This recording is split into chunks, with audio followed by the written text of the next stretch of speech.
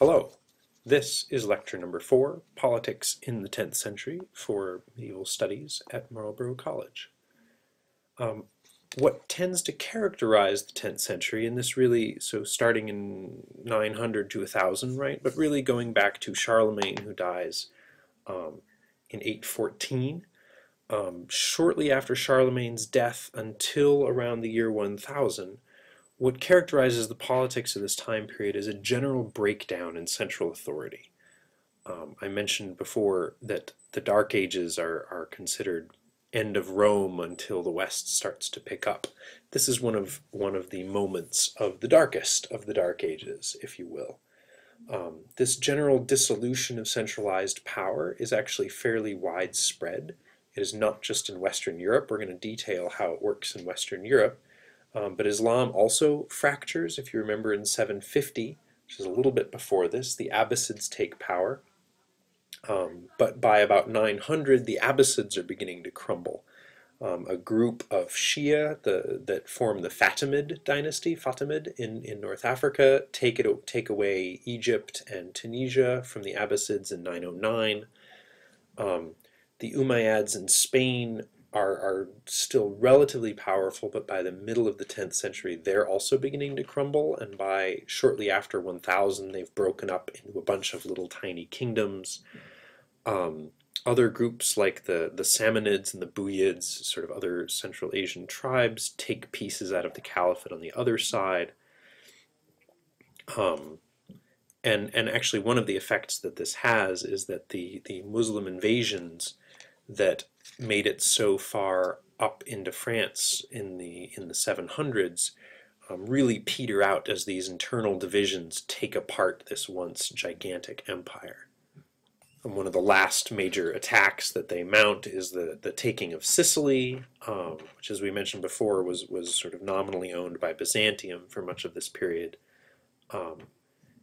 And they take that in 909, but it actually very quickly just crumbles to a bunch of small princes, many of whom are Muslim, and it maintains a very strong Muslim presence for a couple of hundred years after that. But it's not connected to this large centralized power. In Europe, there are a few kings that manage to maintain some form of centralized authority. The kings in England, the sort of late Anglo-Saxon kings, although they usually get a bad rap for losing everything in 1066, they actually do have something of a centralized kingdom, particularly in Northumbria during the 10th century. Also in Germany, which we'll talk more about, the Holy Roman Empire under what is called the Ottonian dynasty, after its greatest ruler, Otto I, maintain a form of centralized state in Germany as well, although throughout much of the rest of Europe, in Italy, certainly in France and the Low Countries and much of northern Spain, central authority really breaks down and is either held by local barons who can control a fair amount of territory, but equally often simply control a single castle and all of the land that one can see off the walls of that castle. This process is often referred to by an Italian term, encastellamento, literally the encastling of society. And we'll return to this at the end when we talk about how structures of power actually work in the vacuum or absence of a centralized state. And if you took a high school class and they used the term feudalism, it's worth noting that this is the century that they are talking about. Feudalism exists in other times and places, but often as sort of an idealized model, and it's really only in the 10th century that medieval scholars debate what feudalism actually meant, and this relates to the article that you had assigned that we will try to spend a fair amount of time discussing. So now, turning to the Carolingian dynasty again, we'll look at the actual breakdown of this authority and what this means, particularly in the Frankish lands, because if you remember last time, after Charles Martel expels Muslims from central France, or not expels, but prevents their further expansion, is really the best way to say it. And then Pepin is crowned by the Pope. Charlemagne is also Pepin is Charles Martel's son, Charlemagne is Pepin's son. They both get crowned by their popes and are made this new concept of Holy Roman Emperor, a person who is in direct relationship with the Pope and gets their legitimacy from this religious source, but ultimately holds political and military power over the lands that they rule. So the first person then that we're going to turn to is Louis the Pious, who is Charlemagne's eldest son. He is made co-emperor in 813, the year before Charlemagne dies, which proves to be a somewhat fortuitous decision. His then emperorship, when he takes over a year later, is not contested, at least not initially. We'll get to that in a second. So Louis the Pious, in 781, as a child, he's actually sent to Aquitaine in southern France. He's made defender of the southern region. I mentioned that he captured Barcelona, or recaptured Barcelona in 801. And he effectively rules from 814, when Charlemagne dies, to 840, although much of this is disturbed by internal strife, particularly between his children. In 816, just like his father and his grandfather, he goes to Italy, where he is crowned by Pope Stephen IV, continuing the tradition started by his, at this point, grandfather, who was also, and his father Charlemagne, both of whom are crowned by the Pope for legitimation of their rule. It's worth noting that this act of crowning or giving somebody the symbols of their office is a form of investiture, and the term investiture, we're going to talk in the lecture after this one about the investiture controversy, is specifically about who has the right to give somebody the symbols of their office, who makes them effectively the person that they are, makes them a bishop, makes them a king, and who has the right to do that. And some of the problems that we'll see arising in the 11th and 12th century come out of this fact that these early kings, who will obviously become legendary kings, look to papal authority for the investiture of their secular office. But again, we will return to that in a couple of lectures. Louis the Pious's reign, as I said, is uncontested in his emperorship. However, his three sons, and we talked last time about the difference between primogeniture and the divisional practices that many of the barbarians have, are granted kingship, sort of sub-king responsibilities under Louis the Pious for a variety of areas. One of his sons, Charles, who is his son by a second marriage, this is the famous Charles the Bald, who we saw possibly in the statue last time, goes to war with his eldest son Lothar from 829 to 831, beginning this civil war between his children. Charles the Bald is made king of part of France, which effectively angers his other three sons who are listed in this picture, right? Charles the Bald is not one of them. He's a son of a second marriage. But Lothar, Pepin, and Louis the German have already been given chunks of the kingdom that are divided up into their sub-kingships, and Louis the Pious sort of redivides it basically in favor of Charles the Bald. Lothar's is given a chunk basically down the middle. We'll get to a map in just a second, while Pepin is given much of France, and Louis the German obviously is given chunks of Germany, hence his name. So Pepin in particular feels slighted because it's a lot of his land that gets handed over to Charles the Bald. But the first civil war is with Lothar, who is the next successor for the role of emperor. There's a second civil war that breaks out in 832, this time against Pepin of Aquitaine, who actually forms an alliance with Louis the German specifically to fight Charles the Bald. In 838, Pepin of Aquitaine actually dies, and then Louis grants all of his land to Charles, and this time over the objection of Pepin's son, Pepin II. So we'll go to a map here really quick. This area in southern France is what is originally given to Pepin. Lothar has what are today the Low Countries and parts of eastern France, and Louis the German has much of this central area around Germany, which also includes a chunk of northern Italy. So Charles the Bald has carved out this kingdom in the middle, which initially angers Lothar in the center, then angers Pepin even further, who teams up with Louis the German against him. Pepin dies. Charles is given all of his land here in France, which angers Pepin's son, obviously, who has some expectation to then claim that land. And finally, when Louis the Pious actually dies in 840, right? Pepin dies in 838. 2 years later, Louis the Pious himself dies, and basically full civil war breaks out until 843, when after a few years of fighting, they finally agree on a redivision of the kingdom in the Treaty of Verdun, which divides all of this into three more or less equal parts, between Louis the German, Lothar, and Charles the Bald. Pepin II, the son of Pepin, is essentially the loser in all of this.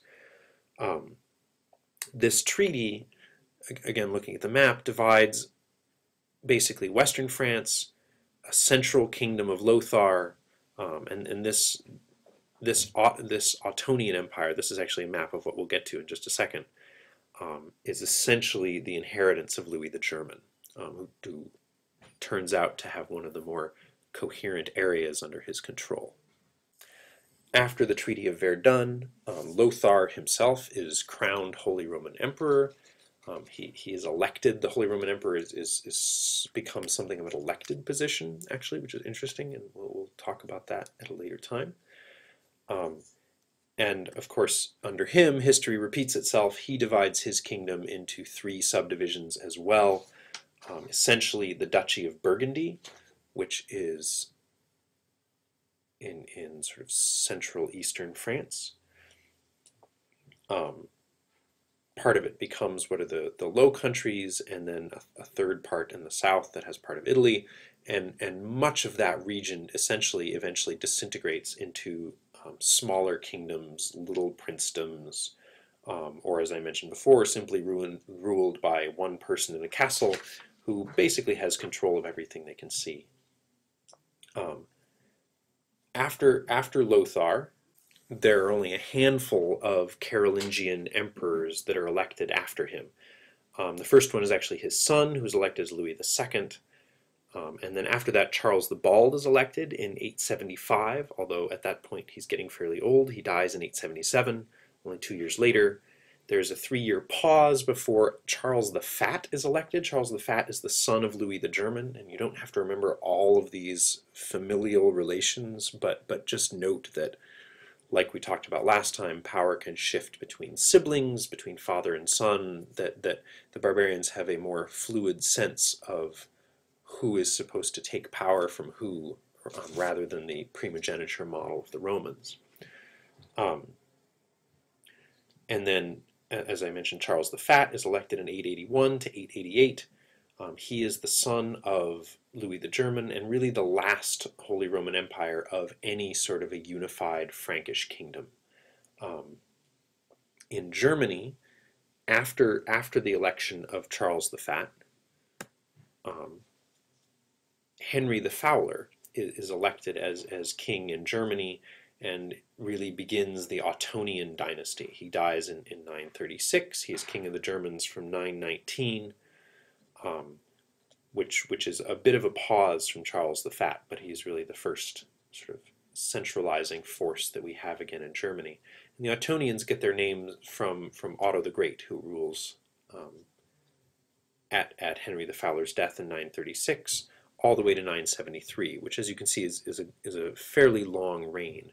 And it's notable that when you have a form of kingship that really relies a lot on the charisma and strength of the individual ruler, short reigns tend to be associated with chaotic times, and long reigns with peaceful or even expansionist times.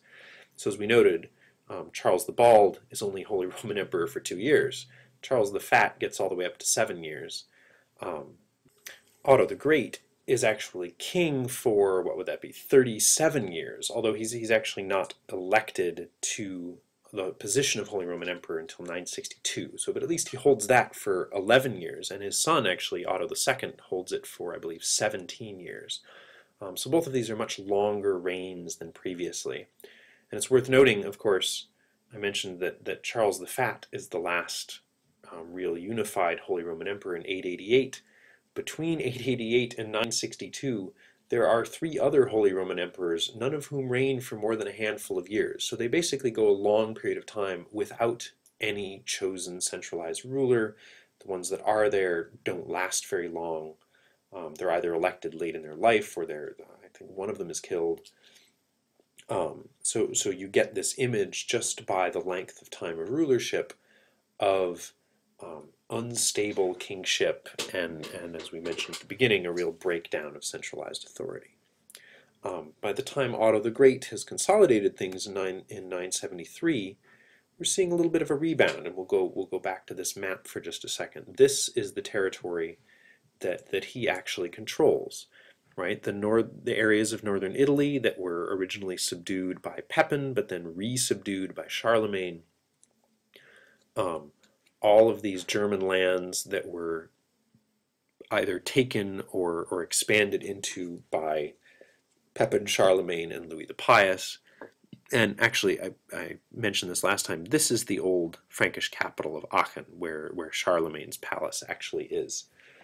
So you can see how this is more or less the eastern half of that empire, although it does include the capital itself.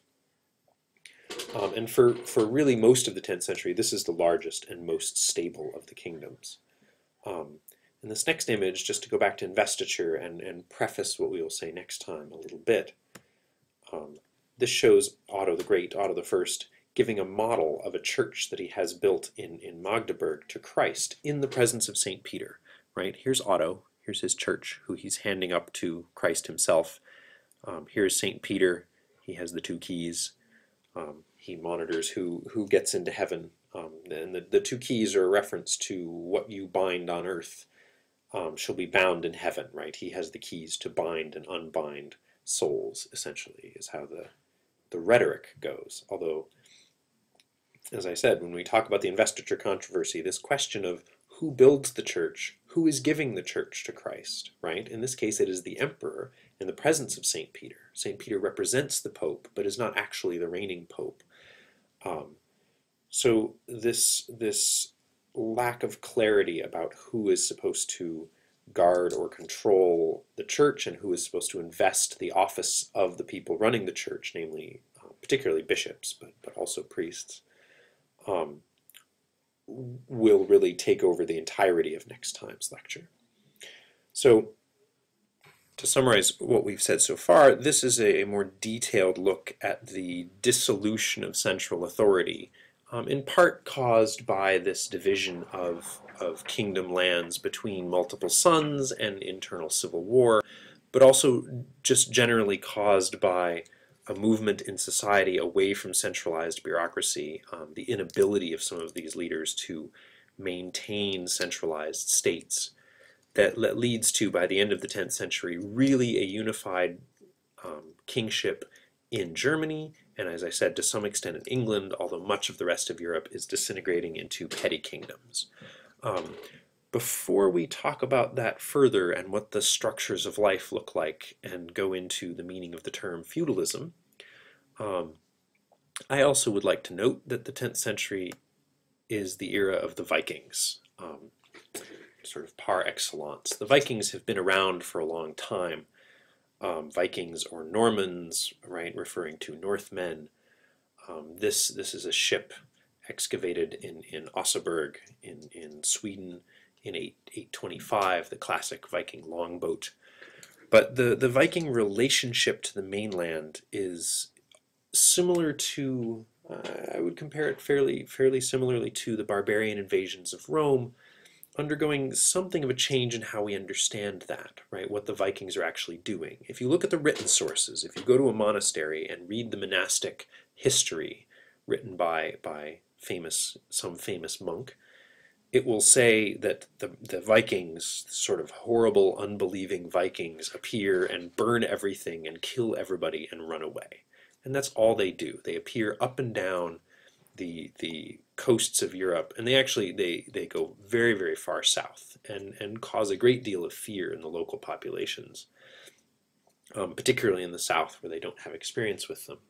But archaeological records and discoveries of stuff, and here's some more stuff. This is the Gokstad ship, and a close-up of the head on the Oseburg ship.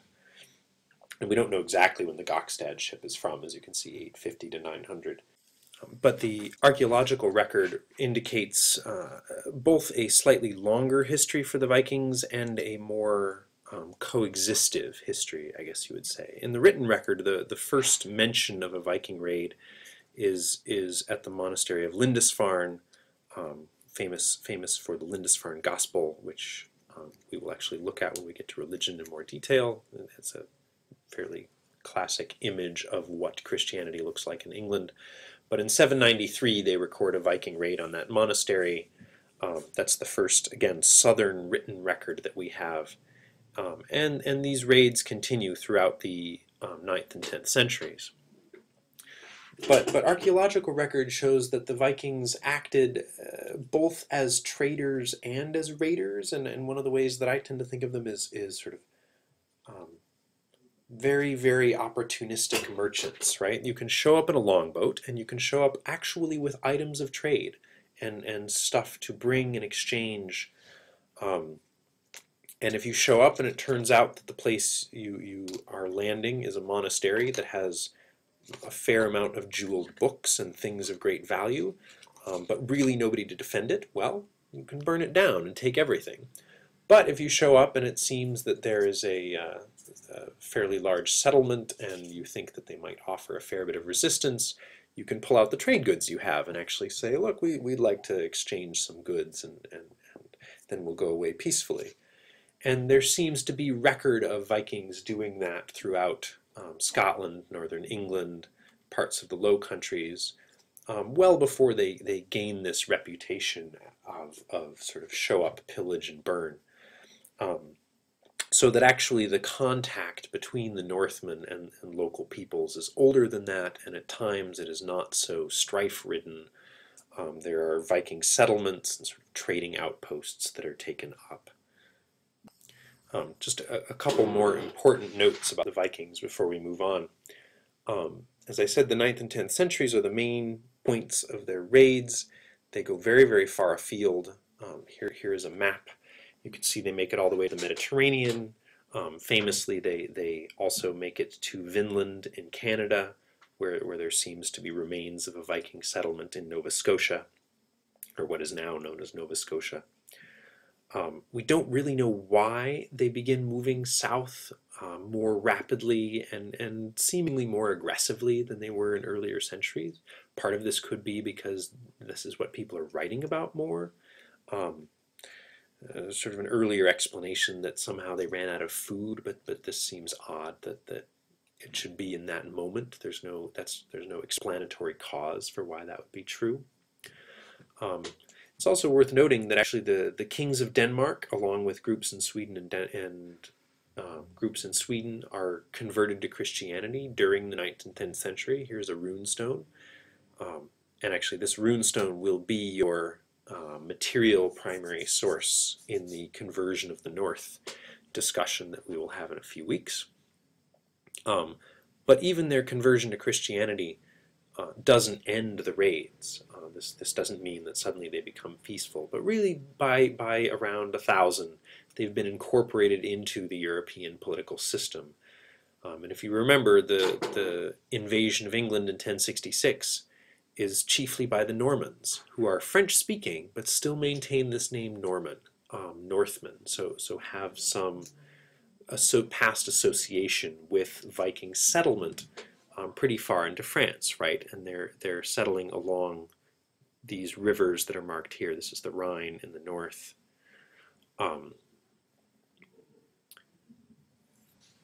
So we'll also talk a little bit more about the Vikings in the economic section when we talk about long-distance trade networks. So, moving on to this concept of feudalism. So as we started out at the beginning of this lecture, talked about the crumbling of central authority, particularly in the Frankish kingdom, but also in other parts in the Islamic realms, but really across much of Europe and through large chunks of the Mediterranean. I now want to return to that and look a little bit at what the image of power looked like at that time.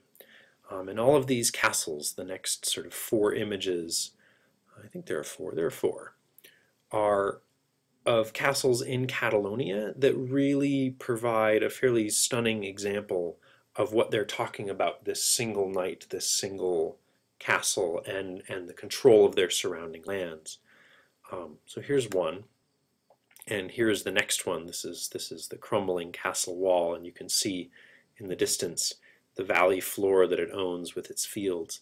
And as you travel through Catalonia in southern France, it's actually quite striking. Catalonia is in northeast Spain, by the way.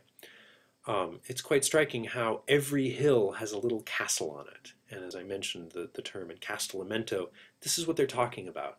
Everywhere that one can, there's a local strongman that gets set up who has some control over the land and often has some allegiance to a further distant lord, but that lord might not have any direct control in the region where the local strongman is operating. So where power is actually held and how violent it was is fairly fiercely debated in this time period. Whether these local strongmen held power and maintained power completely through violence. There's some scholars that argue that from 900 to 1000 represents a huge increase in the level of arbitrary and to some extent senseless violence between individuals, between these local strongmen trying to take out the next strongman over, and a resubjugation by the strongmen of the population that they were controlling. There's another group that says, no, it wasn't necessarily more violent, it was just where violence was held, that there was plenty of arbitrary violence in the 7th and 8th centuries.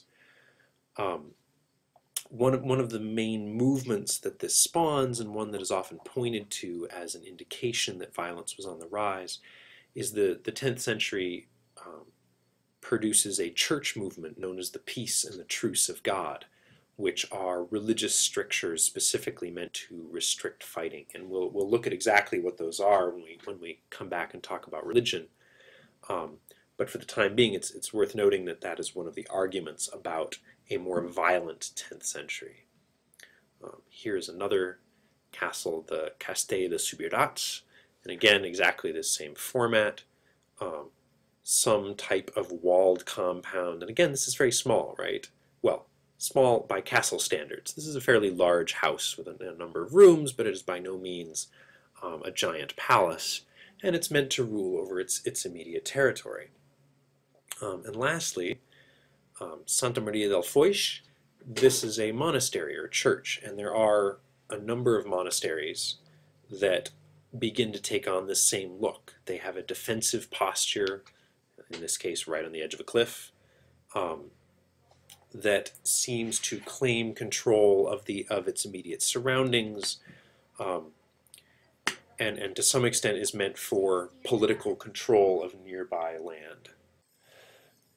So with that, and I think we will cut this off a little short. This lecture should be shorter because the concept of feudalism really merits a discussion rather than me talking at you more. We will look closely at the article, Feudalism, Tyranny of a Construct, and the series of machinations and agreements and sort of internal strife and wanderings between William of Aquitaine and Hugh of Lusignan.